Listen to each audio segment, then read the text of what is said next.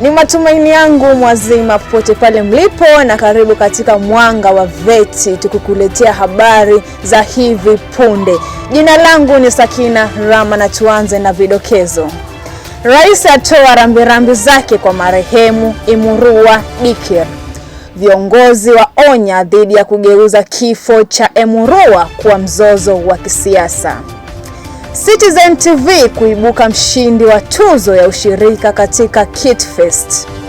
Wakaazi wa Magumo kupinga mpango wa kuanzisha makaburi katika soko mpya market. Mwanamume wa miaka 40 yahukumiwa kifo kwa hatia ya ubakaji. Kochi wa Bandari akusanya wachezaji wake kwa ajili ya kufanya urekebisho. Tupate taarifa kwa kina.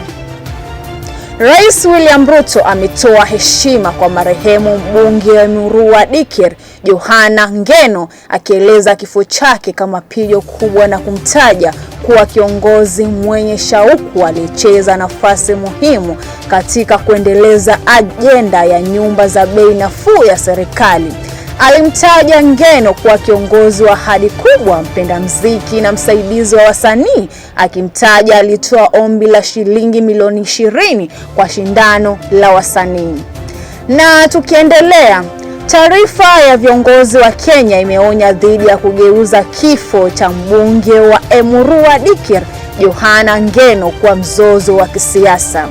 Msemaji wa serikali Isaac Mwaura alielezea wasiwasi wake juu ya tabia ya viongozi wa kisiasa kufanya mashtaka na madai ambayo hayajathibitishwa kuhusu kifo cha mbunge huyo. Mwaura alikosoa majaribio ya kutumia msiba huo kwa faida ya taifa kuomboleza kwa heshima. Alisema huu ni wakati wa tafakari, umoja na heshima kwa familia marehemu na sio kwa maslaha ya kisiasa. Alimsifu Ngeno kama kiongozi mwenye kujitolea na heshima. Na tukiendelea, Citizen TV ilikuwa mshindi wa tuzo ya ushirika katika Kit Fest mwaka huu, tuzo inayokwenda kwa taasisi ambazo hazijazingatia sanaa ya maonyesho lakini zimechangia ukuaji wa ukumbi wa maonyesho. Sherehe ilifanyika tarehe 26 Februari mwaka 2026 katika Kenya National Theatre. Tuzo hiyo inatambua kukuza utangazaji wa michezo ya Kenya na hadhira ya kitaifa. Na tukiendelea, wakazi wa Magumo katika kaunti ya Kinangop iliyoko Nyandarua walipinga mpango wa kuanzisha makaburi ya kibinafsi karibu na soko mpya market, wakiziba barabara ya Naivasha na Nairobi kukizuizi. Kunradhi jamani, wakidai mradi usisimame. Wanasema makaburi hayo yatoletewa tafsira mbaya kwa eneo hilo na wanapendekeza uwekezaji wa taasisi ya mafunzo au soko badala yake. Viongozi wa kaunti wamefunga mkono maandamano hayo. Na taarifa ya mkurugenzi wa mashtaka ya umma imesema Jonathan Mutuku mwenye umri wa miaka 40 alihukumiwa kifungu cha maisha jela kwa kosa la kumbaka na kushambulia kingono wasichana watatu wa shule za Kibarani Mikindani Jomvu katika kaunti ya Mombasa. Alikutwa na hatia ya ubakaji na vitendo vya aibu na watoto wadogo wa miaka 8 na 9 na mwingine wa miaka 8. Ushahidi wa kimatibabu ulithibitishwa unyanyasaji huo.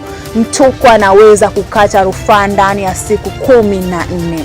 Na tukiendelea na bingwa la spoti, Bandari FC, kocha wa magolikipa Razak Siwa amekusanya wachezaji wake kwa ajili ya kujibu haraka baada ya timu yake kupoteza alama 2-1 dhidi ya Police FC, akisema Dockers wanafanya marekebisho kabla ya kipindi muhimu cha msimu huo. Ametaja kuwa mpira ni mchezo wa makosa na wataandama mipango mipya kwa mechi zijazo. Dockers wako nafasi ya 7 katika ligi kuu ya Kenya na pointi 32 baada ya mechi 23. Tumefika katika kilele cha habari zetu. Tukutane juma lijalo kwa taarifa zaidi. Umekuwa nami mtangazaji wako Sakina Rama.